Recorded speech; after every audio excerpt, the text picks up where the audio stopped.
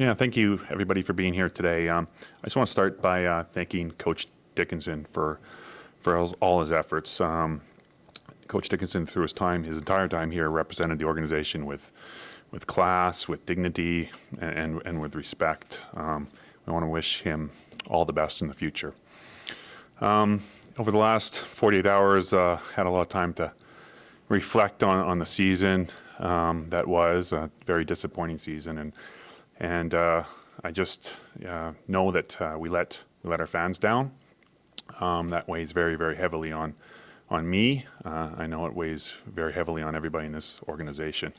I know it weighs very heavily on Jeremy O'Day as well. So we're committed to getting this right and moving forward and building a team that Rider Nation can be proud of. So open it up for questions. Craig, how long is Jeremy's extension?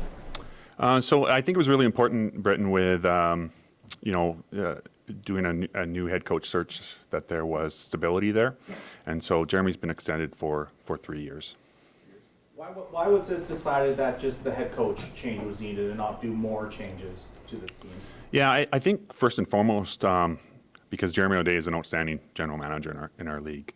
I've had a lot of opportunity to talk through with players in our league, players on our team, coaches, our coaches, other personnel in the league, and the one thing that comes through over and over and over again is the amount of respect that Jeremy has, how they respect him as a leader and how they respect him as a general manager.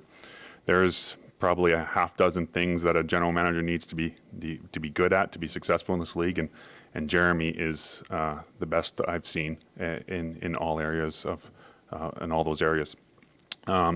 Chief among those is roster construction. I think Jeremy's built a very talented roster that can win games in our league.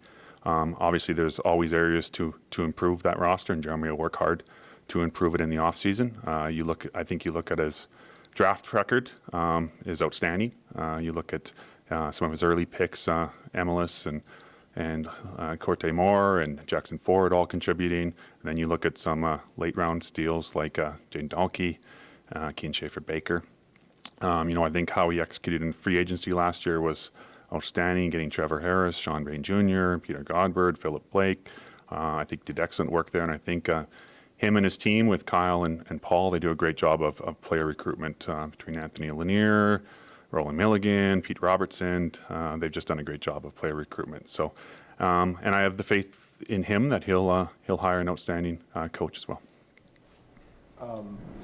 What gives you the confidence that Jeremy and this new coaching staff can turn this around? Obviously you can't predict the future, but what gives you the confidence that this can be turned around with this? Yeah, I think it can be turned around quickly. I think we have a very talented roster, first and foremost, and I think we'll have a new voice and a new head coach, and I have a lot of confidence that Jeremy's going to I think I have a lot of confidence that a lot of people are going to want to work with Jeremy and be the head coach for the Saskatchewan Roughriders, and I have every confidence in Jeremy that he's going to select a very good head coach. Coaching staff then will be hired for 3 years, presumably? Well, I won't comment on the entire coaching staff, but generally, when you make a commitment to a head coach, it's generally a multi-year commitment. Greg, you said that a couple times that the roster is talented. You finished 6-12 2 years in a row, missed the playoffs. How do you square those two things? Yeah, that's an excellent question, and I think the season started off with a lot of promise. We started off the season 3-1. Even at Labor Day, we were 6-5. So I think you could see flashes there. You could see that this was a team that could beat anywhere in the league. And then for the second year in a row, we really struggled down the stretch. And instead of a team that was finding ways to win games, we found ways to lose games. There's lots of factors there. Obviously, we can talk about when we were 3-1. That was before Trevor's unfortunate injury. But we feel we've got a very talented roster that can win lots of games in the CFL. Sorry, how do you sell this to fans? Looking at the game on the weekend, a lot of empty seats there. What's your message to fans? And are you hoping that a head coach kind of rejuvenates the fan base?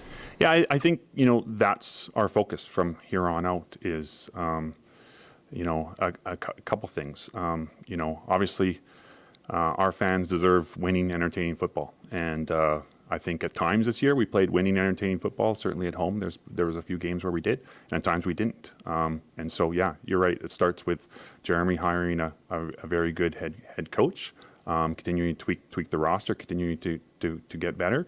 And then it's on the business side, focusing in on the feedback we receive, and we receive lots of feedback on how we continue to improve the game day experience. And that work's already started. That work will continue, and that work will continue the entire offseason. Is the head coach the only change that this organization needs to make this offseason? In terms of the entire organization? Yeah, just as you look at it, is the head coach position the only? Are you talking thing just strictly on the football side, or? everything? Yeah, no, I think when you go through a tough season like this, we'll look at everything, and we do that annually. We do an annual business planning process, and we're annually look at everything. How do we get better? Where do we need to invest? How do we change to make sure we're delivering for our fans? We're delivering a great game day experience, a great fan experience for our fans, and then obviously on the football side, Jeremy will work with a new head coach, and they'll determine what they collectively need to be successful. How concerned are you with ticket sales right now? Obviously, I think we started off the season. It's a trend in sports. That's first and foremost. There are some things outside of our control as well. There's economic factors that weigh into these things. But the one thing I will say for certain, in terms of a direct correlation, is winning. And we were trending, I would say, quite positively in the earlier parts of the season. Certainly after we had 3 straight home wins, the trends were really, really positive. And then as a team performance suffered, we saw the results, and we saw some low attendance in the last couple of games. So a commitment to winning is really, really important, and that's what we're committed to doing. Craig, how does your contract work as president and CEO? How does it get extended or terminated? Yeah, no, I have a more traditional employment contract, Britton. So it's essentially an employment contract that has termination clauses in it, much like a more traditional employment contract. Was there a moment this season where you and Jeremy would have had started to have conversations about possibly moving on from Dickinson as the head coach? Yeah, I think Jeremy and I have conversations throughout the course of the season on what the team needs to do to win football games. So I won't comment on what those conversations are, but I think that was our focus day in, day out, was how do we play winning football. Why not make a change during the season? What point was it we were riding with Dickinson for the whole year? Yeah, ultimately that's Jeremy's decision, and he's empowered to make the decisions he needs to make during the course of the season. He's accountable. I'm ultimately accountable for the results of the organization, and I own that. I own our 6-12 record. That's on me. But Jeremy, has some responsibilities for the football team, and I empower him to make the decisions he sees fit. When you were talking about the contract extension, did you ask him what his plans were for the upcoming year? Yeah, we did. Obviously, we had those conversations. The reality, though, is it's really, really fresh. So we haven't done a deep dive into the season. Obviously, we have those conversations on a weekly basis. So we get a good sense as to, what Jeremy is thinking in terms of moving forward. He needs to do player exit interviews. So he needs to do a lot more work. So yeah, we had some, I would call them preliminary conversations. Obviously, first and foremost, around the decision around the head coach, and so that was the first decision and the first part of his plan. Is he giving you a list of prospective head coaches? He has not. He's given me a number that's on the list, and we haven't got into the details yet. It's enough. Did you feel it was important to make the announcement about the general manager and the head coach on the first or second day of the off season? I think it's once you make a decision, I just think it's important to move forward for the organization, for the people involved too. Coach Dickinson gave everything he had to this organization. He's worked here for 10 years, so I think it's important once you make a decision to just move forward, so everybody has certainty. Greg, what's your message to fans going into the off season about what you're going to try and do for next year with Jeremy and the new coach? Yeah, I think the message first and foremost is we let our fans down this year, and I'm accountable for that. I own that, and that weighs on me. It weighs on me heavily, and it weighs on the organization. And so, when you have that, you are deeply, deeply committed to making the improvements necessary to move forward in a very positive way, in a way fans are going to be proud of. and we're going to build a football team that they're going to be proud of, and we're going to make decisions that keep them at top of mind, always. What are your thoughts, Craig, on just the manner in which Craig Dickinson represented the organization during the time he was here? Yeah, it's hard to put into words, Rob. He handles himself with class at all times, with grace, has a high level of respect. He is so composed.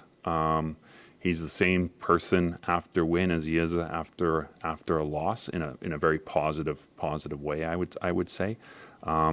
He's just an outstanding person first and foremost. He's a very good football coach, but he's just an outstanding person. I consider him a friend, and I wish him all the best. How much tougher does that make the type of announcements that have to be rolled out? Yeah, very tough. It's been an emotional 48 hours. It just is. When you have an emotional loss like we did, and you have a disappointing season, there's a lot of emotions involved, and there's good people in this organization that gave it their all this year, and it just didn't work out for a number of reasons. And so it's emotional, and it's tough. It's tough. You're dealing with people. You're dealing with good people, but you got to make decisions that are in the best interest of the franchise.